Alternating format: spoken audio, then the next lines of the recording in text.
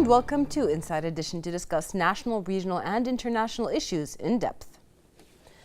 The Kingdom of Bahrain is a pioneer in the region in championing women's rights, as it has been pressing for a greater political, economic, and social empowerment of women across all areas, based on the belief that women are a key element in the development of the country.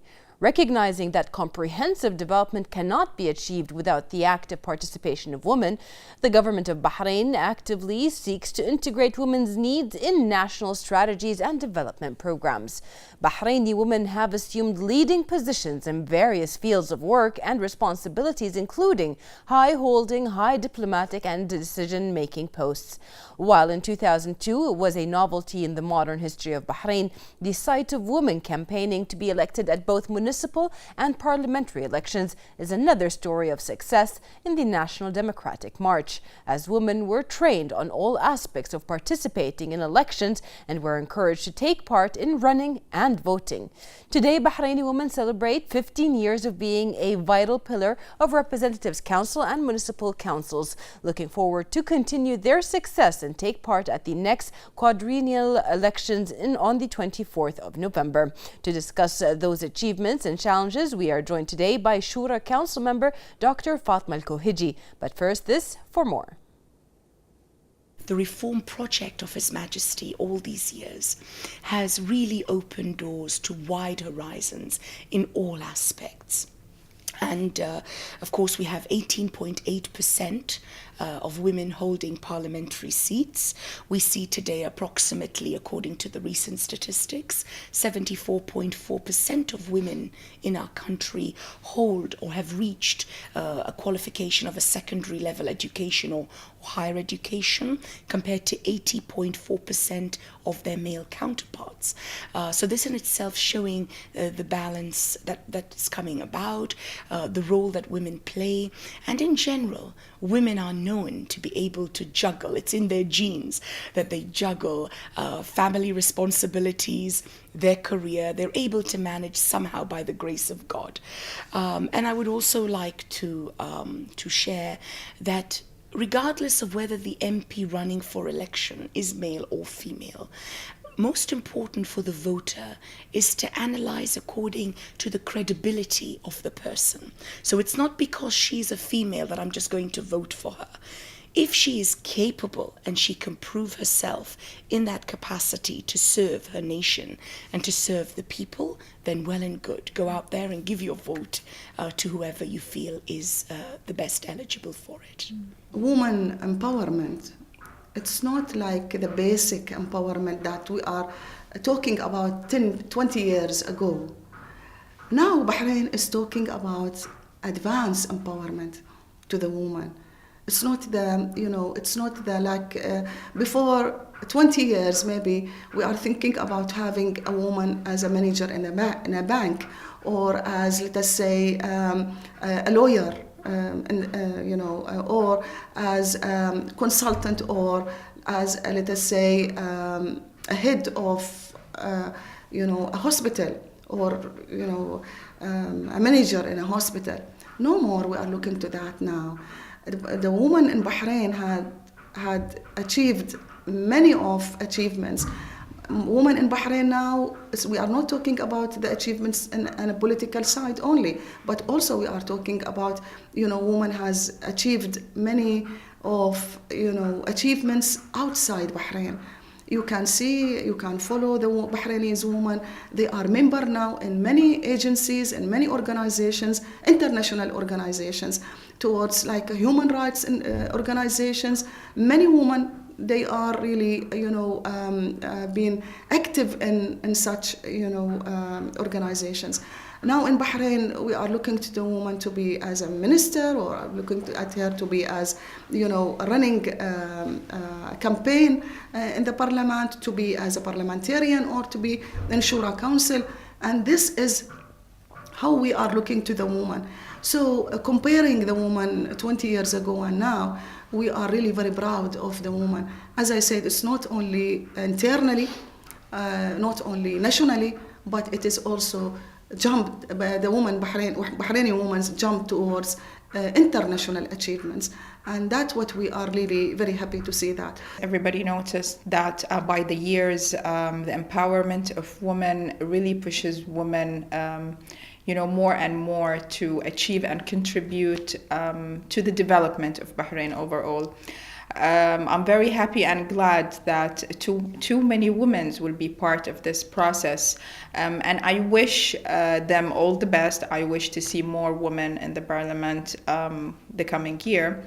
I wish them all the best, and the support of the community and the support of our leadership really pushed us to give our best. So we are here today because of our leadership and because of the society believes in women and the society empowers women, and we don't really want to forget the Supreme Council of Women, which really contributes since 2002 till date with all its programs and initiatives. So it's really shaped the way even the women look to themselves and what they're expecting from themselves. So inshallah we will see good results, and the future will be brighter, and looking forward to see the results.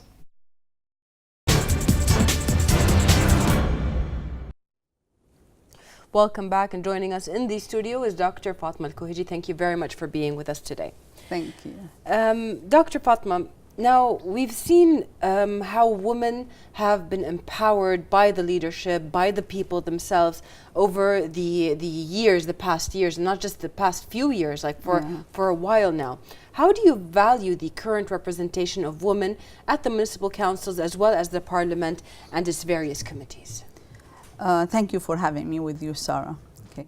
Since the launch of His Majesty's Reform Project, we have noticed that the Bahraini woman really is improving a lot and changing from position to another, especially in a legislative field. Yes. And we see that this progress is ongoing. Yes. And this is all because of the support of His Majesty and of course the Royal Highness Princess Sabika, that really she put an aim for us to empower the woman politically, and they are running programs and the Supreme Council of Women, yes, which is of course chaired by Her Royal Highness. And we see that so many women are now, because they are gaining lots of things after the 4 months that went, now this is the 5th yes, term. We see that they are really optimistic and looking forward to be in these seats. yes, We see that today, for example, 50% of the leaders, committee leaders in Shura councils are women. yes, The second deputy is a woman for the whole legislative massive term. number. Yes, and imagine that 15% are women in the Shura and the parliament. If we compare it to different countries, we see it is a big number, yes, and especially Bahrain is not taking the quota system. yes. So that means the women are really being well empowered, Yes. and they are willing to be in these seats, I feel. Yes. Well, just to mention a few, we've seen a couple of them on the show. I mean, you in the Shura Council, Ms. Nancy Khoudouri, also Yeah. Shura Council. In the Representative Council, we have Ms. Jamila Samak, Ms. Ru'a Al-Hayeki, as well as Ms. Fatma Al-Hasfour. So these are women, or you guys are women that actually represent the needs of the citizens, what they want, and you actually make it possible for their voices to be heard and then documented and then help with the leadership to get to a solution for everybody. Her Royal Highness, as you mentioned, Princess Sabika bint Ibrahim Al Khalifa, the wife of His Majesty the King and President of the Supreme Council for Women, announced that Bahraini Women's Day 2018 will be devoted to honor women in the legislative field and municipal field. Now, the theme was also chosen to celebrate 20 years since Bahraini women entered the appointed Shura Council and 15 years after their access to the elected Representatives Council and Municipal Councils. How do you value all of that support to the constant success of women in these fields? I mean, it seems to be like a cascade of success. Yeah. One thing opened the door for another thing and so on. How do you value that? First, I would like really to express my thanks and appreciation to Her Royal Highness, Princess Sabika, because she is our motivator. Yes. We are looking at her, and she is really always there to empower the woman, to encourage her, to push her forward. She opened the doors for us. Of course, since she started with all of these programs, all of these, I can say the courses that is running in the Supreme Council of Women. Yes. It is really, I believe that her image is a big motivator for all Bahraini women. And we admire the initiative really taken by Her Highness to celebrate Bahraini women. But every year, but especially this year is in the legislative and municipal fields, which is really great. In our field now today, we are really thankful for her that somebody is really appreciating what we are doing. Yes. So this is again a gain for the woman to be, she's really encouraged now to go into this field and to contribute in the elections, to be a member in the Shura, or to be a member in the parliament, or to be a member in the municipal council, which is really great. And especially I'm so optimistic with the 5th legislative term, this one which is coming. I feel that there will be big number of women with us. And I consider that this step as an affirmation for the role of Bahraini women and their significant contribution to the development of the legislative system over the last 2 decades. That's what's really I feel. I mean, Bahraini women have become really prominent in international association. If we see that we have numbers, I mean, in the association, in the organization, including such as like Arab Parliament. Yes. And the Inter-Parliamentary Union and the Consultative Committee of the Gulf Cooperation Council countries. And we are really proud of them. Yes. Well, somebody to be proud of is you, Dr. Fatma Al-Koheji. You head the Women and Child Committee, and you have done so much for that committee and for the women in that committee. What can you tell us about the theoretical process of helping women and the children that which your committee basically addresses? We always look at laws and regulation. Of course, whatever comes to us from the parliament, and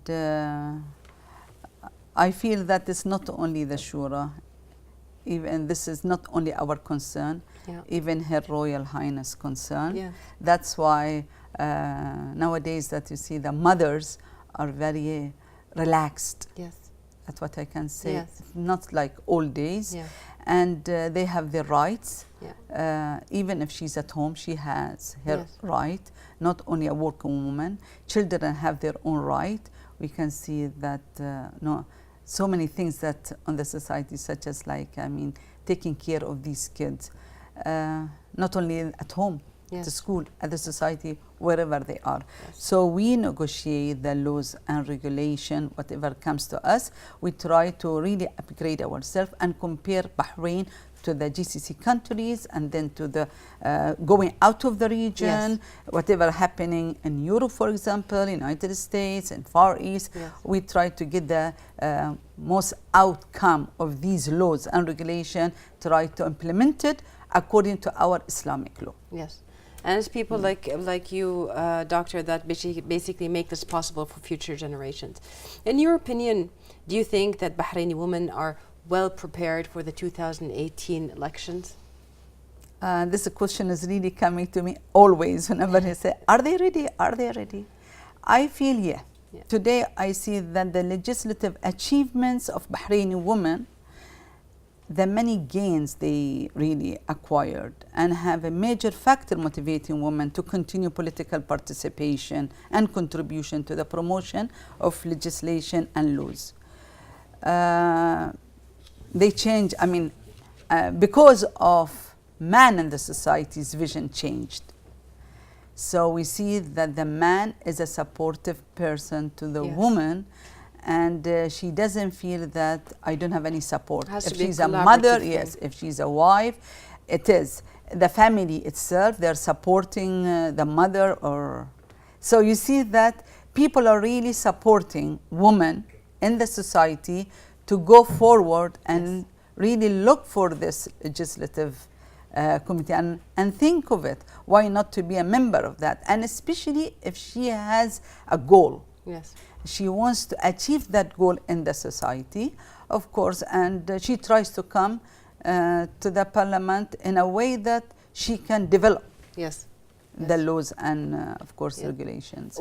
I mean, before we go to our break, our video break, I just want to mention, do you see the number of women that are basically now electing or posting themselves for election? I mean, there are so many in the municipal council as well as the parliamentary council. It's much more than it was the last time around, and you can see also how much the leadership and the ministries, everything, are opening the door to them because they do want them to be able to bring the citizens' needs to them. So do you value that so many women are actually giving it a try? I really value it, of course. It's not because I'm a woman, no, because I saw, I mean, big numbers of women really putting lots of their effort in the society. Yes. And maybe because the nature of the woman at home, she knows how to control, how to balance, how really to balance between her job, her motherhood, and as a wife.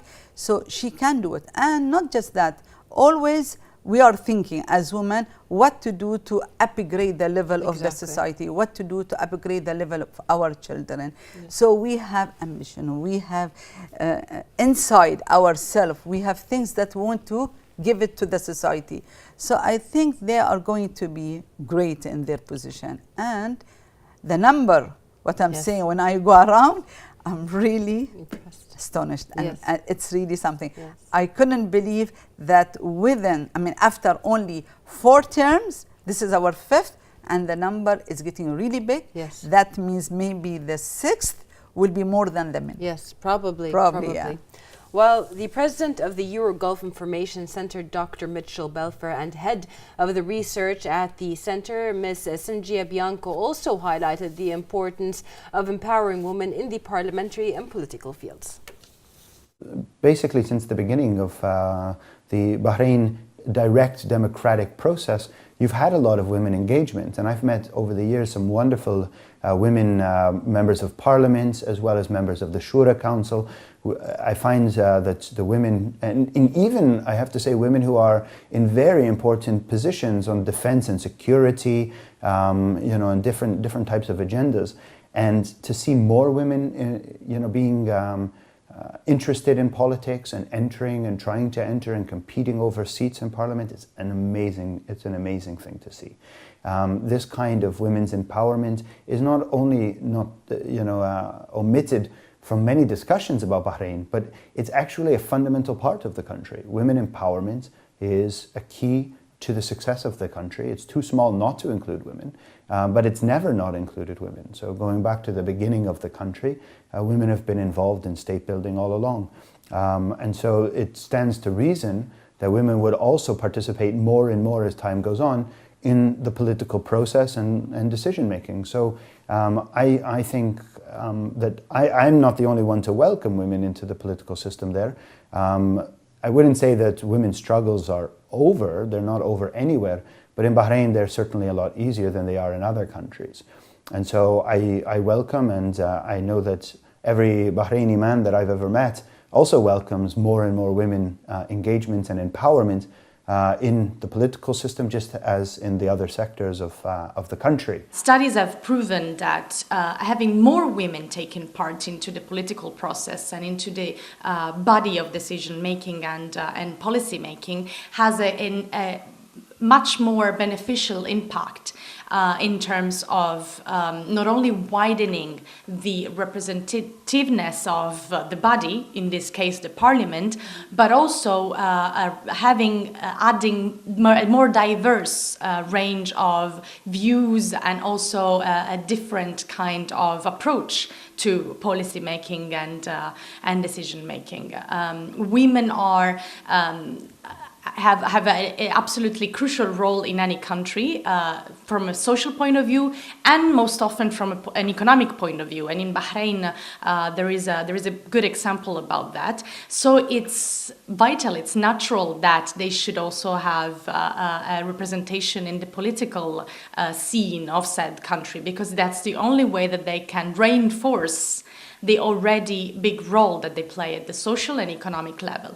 And in Bahrain, the Supreme Council for Women has spearheaded a number of initiatives that have encouraged more women to run for office. It will be very interesting for observers and for other policymakers around the world to see whether Bahraini citizens have confidence in their women, their female citizens stepping up to representing the country and the nation, and how much confidence there will be. That's, I think, the next step for any Arab country's political development in terms of empowering citizens to actually have more confidence into women running for parliament.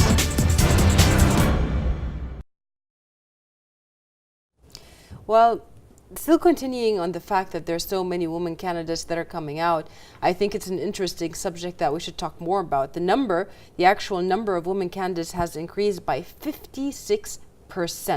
That is a huge number compared to the previous elections.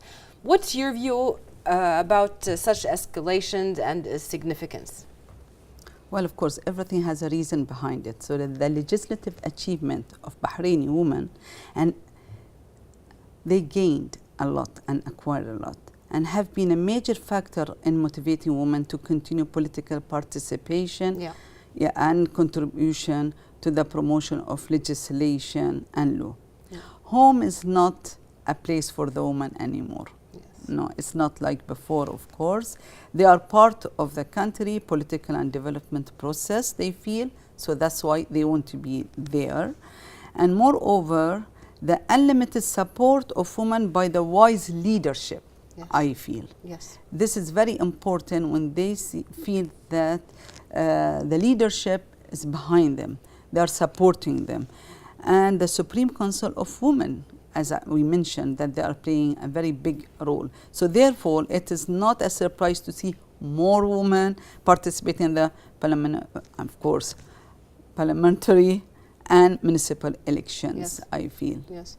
Dr. Kuhiji, another really important thing to mention is that the women that are electing themselves or that are nominating themselves, you see the variety of education and the levels of education they have, as well as experiences. Do you think that's an important thing that they should have if they are going into the parliament? Yes, of course. I feel that education is very important. I mean that they should be educated in all fields, because you don't know what you're going to face when you are there, either in the parliament or in the Shura. Topics comes to you, people talk to you, and people assume that you know.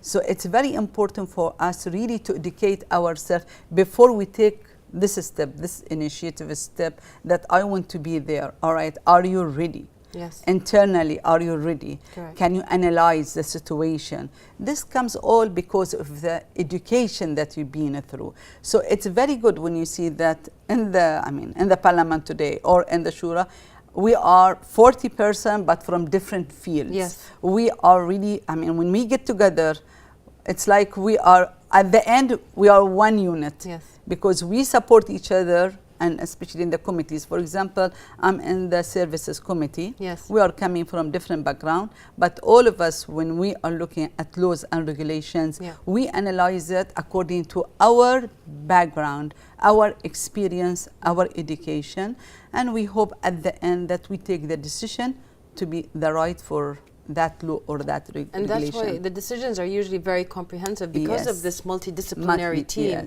that goes in there. Well, from your point of view, what are the elements that any woman candidate should have in order to succeed in the election? Okay. First, I think that she should be open to the media, because media would help her a lot. These days, media is a big support for anyone but she should really be careful, because it's a weapon with two-sided. Yes. I mean, it's not, okay, I'm going to depend on media, maybe it's going to break the bone. And on the other side, she has to put, goals Yes. that are not just in the sky, dreams in the sky. Yeah. No. Attainable. And if you want to promise, don't give promises to people that you won't be able to achieve, Yes. or it's not adaptable. Yes. And I feel that this is very important for not only for women, for anyone. Yeah. That when you say that, give promises, don't give promises that is not adaptable. Or Keep it's, them. you cannot keep it, and you cannot really. It should be. Women must really put forward vital and flexible and implementable electoral programs. It's not just I'm going to. Nominate. Yeah. I feel today, after the last 4 terms, people really became more aware of these things. They know that from their experience, those who did not achieve or did not really succeed, because they put goals that they, unbelievable, of Yes. course. Yeah. So today, if they want to say something, they promise, it should be implementable. Yeah. It's not just I will say I will do this, and no. It is very important. Then no matter what effort you put, you're going to break it. Yes. Yes, If especially you- that the constituents are very aware, and they really are aware about what are the things that they need to be done in their areas. Yes. So they expect their representative to also know and to be more thorough when it comes to that. Do you agree? Yes, of course. Yes, it's very important. As I said, people now are aware. People Yeah. are educated more. Yeah. What does it mean, the election? Yeah. It's not just, you promise and then you won't be able to do it. On the other side, people are looking for candidates that fulfill their need. Yeah. It's not that I will come and I will be there. No, they will elect you if they felt that you have characters in yourself and you are aware of what you're saying. You know what is their need, not personal need, Yeah. the society need. How could I really develop the society from here to here? It's not that personal needs anymore, I Yeah. believe. People became really aware of these things when they look and when they want to vote for somebody. They will say that I give you my voice, but what you're going to do for the society, for the future of the society, Yes. for the future of my children. This is very important. Yes. Well, messages transmitted by means of media can change or mobilize citizens to take certain actions or choices, especially with this huge boom in social media that has happened. How can women benefit from such an effect during their election campaign? Today, Bahraini women have an advanced mind and mindset. It's not like before. They are very clever. Therefore, they must invest in available media, I believe, in highlighting their image and asserting their position. Yeah. So then it will be easy for them to go.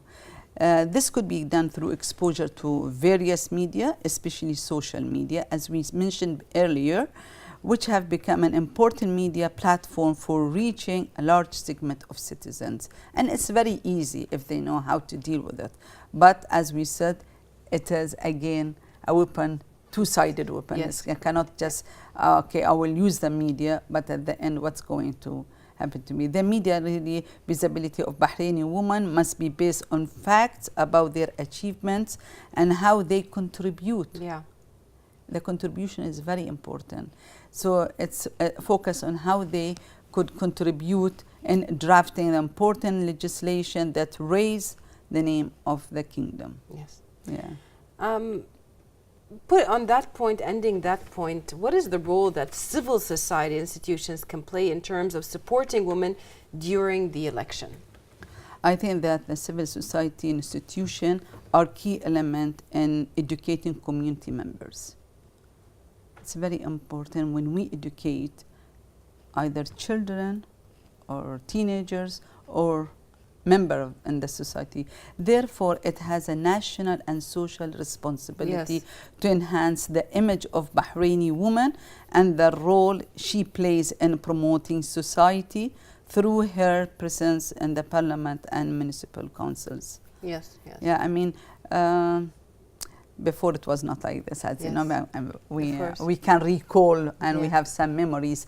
But today, again, I said, because people became experienced in the legislation system, how it goes and how to elect and how to put themselves into the election. So it is very important. But yes, why not? I mean, the civil society's institution, I believe they are really playing very, very big role in the movement of the election itself too. Well, when it comes to the elections themselves and people going to elect on the 24th of November, hopefully, it is a very great responsibility, and it is the right of the citizens to go vote, and it's also their obligation to go vote for the country. What can you tell us about the system that you predict some of the people will do? Are they going to, do you think it's going to be, they're going to read about the history of the candidate and maybe find out if they've done something for the society? What is the usual procedure when one goes to vote?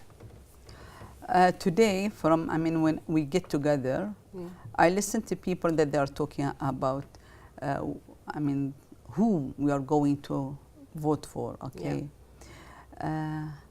I realized really that this generation is very clever.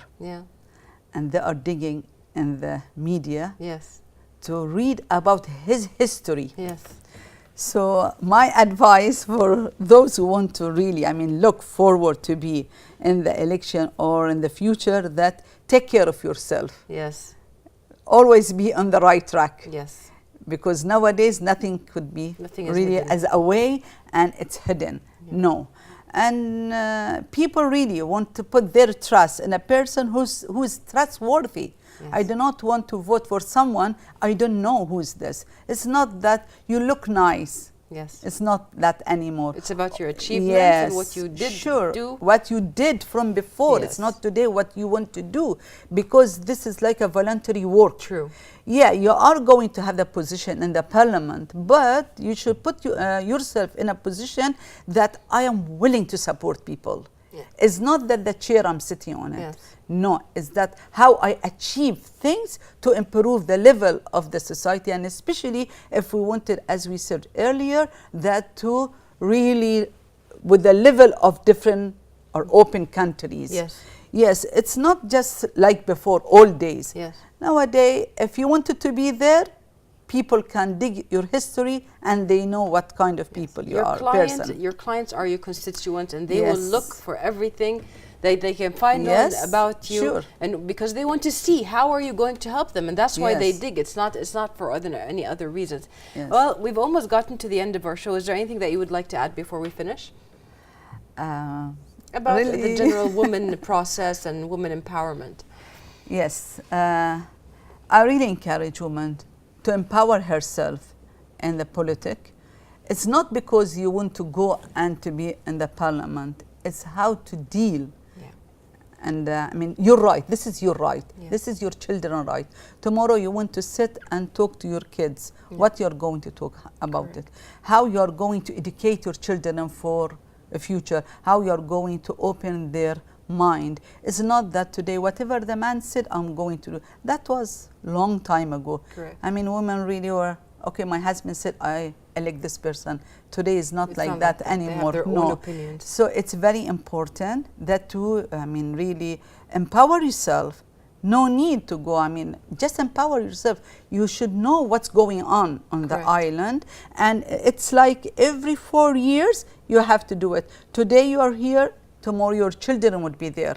But how I'm going to pass over the information to my kids, how to choose their right. This is your right in the society. Today you are here to vote for your right.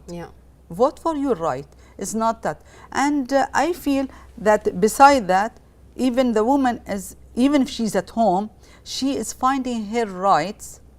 It's not like before anymore. Because today when you empower yourself with the legislation and these things, you know what is for you and what is not for you. Then my children will learn, this is my right, This is the You will pave society's the right. road. Yes, and this is the people's right. Yeah. So, you know, it is like a ring. We are in the same ring, going around and around. So it's not that you're at home, you're not playing a part in what's going on in the country. Exactly. Thank you so much for all of this information you gave us, Dr. Fatma Al-Kowhiji. Welcome. And thank you, dear viewers, for watching, and see you next week in another episode of Inside Edition.